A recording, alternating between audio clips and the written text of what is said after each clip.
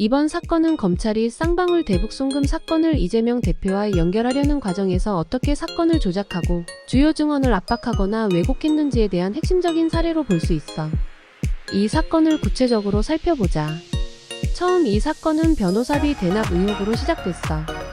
검찰은 이재명 대표가 쌍방울 그룹으로부터 20억 원에 달하는 변호사비를 대신 받았다는 주장을 내세웠지. 이재명이 2018년 경기도지사 선거법 위반 재판을 받았을 때 막대한 변호사비를 쌍방울이 대신 내줬다는 의혹이었어.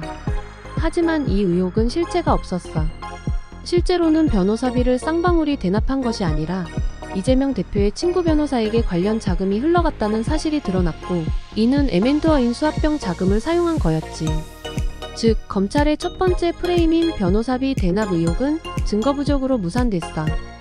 변호사비 대납 의혹이 실패하자 검찰은 방향을 바꿔 대북 송금 사건을 들고 나왔어.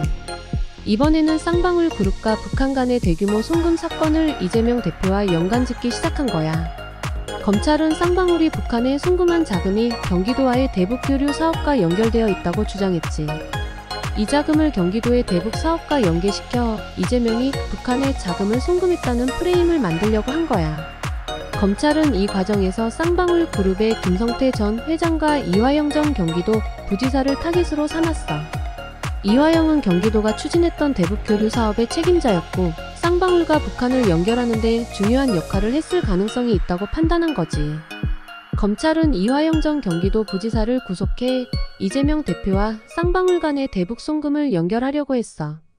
검찰이 주장하는 바는 이화영이 경기도와 쌍방울 사이에서 북한으로 자금을 송금하는 과정에 깊이 개입했다는 거야. 하지만 이화영은 이러한 혐의를 부인했고, 검찰은 이화영에게 증언을 조작하려는 시도를 했다는 의혹이 있어. 여기서 중요한 부분은 법인카드 문제야. 검찰은 이화영이 쌍방울로부터 법인카드를 받아 뇌물을 받은 것으로 몰아가려 했지만 실제로 법인카드를 받은 사람은 문모 씨였어. 이화영은 법인카드를 받지 않았음에도 검찰이 이를 근거로 뇌물 혐의를 덮어씌우려 한 거야. 특히 검찰은 이화영에게 허위 진술을 강요하려고 했다는 의혹이 있어.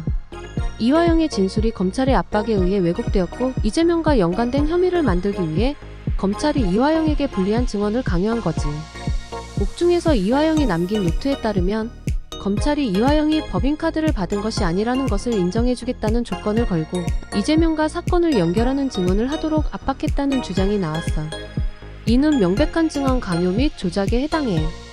국정원 보고서는 이 사건에서 중요한 역할을 할 수 있었지만 검찰이 이를 적극적으로 사용하지 않았다는 점도 논란이야. 국정원은 쌍방울과 북한 간의 대북 송금 및 주가 조작과 관련된 내용을 포함한 보고서를 작성했어. 이 보고서에는 쌍방울의 주가 조작 혐의와 관련된 중요한 정보들이 포함되어 있었고, 북한과 쌍방울의 자금 흐름에 대한 명확한 기록이 있었어. 하지만 검찰은 이 국정원 보고서를 증거로 채택하지 않고 자신들에게 유리한 증거들만 선별적으로 사용했어. 국정원이 쌍방울과 북한의 거래를 이미 알고 있었다면 경기도나 이재명이 대북 송금에 직접적으로 개입한 정황이 없다는 것이 드러날 수 있었어. 하지만 검찰은 이를 무시하고 이재명을 연루시키기 위해 불리한 증거는 배제하고 유리한 증거만 채택했다는 비판을 받고 있어. 검찰이 이화영을 구속하고 증언을 왜곡한 방식은 직권남용에 해당할 수 있어.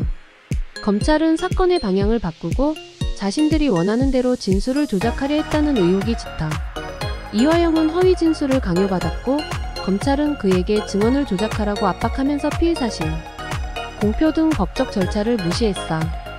법적으로 피의사실은 공소가 제기되기 전까지 공표할 수 없는데, 검찰은 사건을 언론에 흘리고 이재명 대표를 정치적 타깃으로 삼으려는 의도를 드러냈어. 이로 인해 검찰이 정치적 목적을 가지고 사건을 왜곡하고 있다는 비판이 제기되고 있어. 송명철 북한 인사의 증언에 따르면 쌍방울에서 보낸 자금은 이재명의 방북대가가 아니라 북남협력사업의 일환으로 보내진 것이었어. 송명철은 이재명 방북대가라는 말은 없었다고 증언했고, 이는 검찰의 주장과 상반되는 내용이지. 또한 이화영 부지사는 경기도와 쌍방울 간의 대북 교류가 이재명과 직접적으로 연결되지 않았다고 주장했어. 검찰이 이화영을 압박해 허위 증언을 끌어내려 했다는 것이 중요한 핵심이야. 이화영은 옥중에서 검찰의 강요를 받았다고 적었고, 이 증언이 왜곡되었을 가능성이 높아.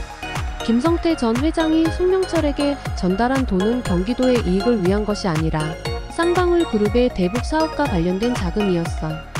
하지만 검찰은 이 돈이 이재명과 연결된 것처럼 몰아가려고 했지. 결국 이번 사건은 검찰이 이재명 대표를 정치적으로 공격하기 위해 무리하게 사건을 연결하려고 했다는 것이 핵심이야. 검찰은 이화영 부지사와 김성태 전 회장을 통해 이재명과 대북 송금을 연관시키려고 했지만 실제로는 이재명과 관련이 없다는 증언들이 나오고 있어. 특히 검찰의 증언 강요, 증거 조작, 직권남용 등이 드러나면서 이번 수사가 부당하다는 비판이 커지고 있지. 이러한 문제들은 모두 법적 절차를 무시하고 검찰이 정치적인 목적으로 사건을 왜곡하려 했다는 의혹을 강화하고 있어.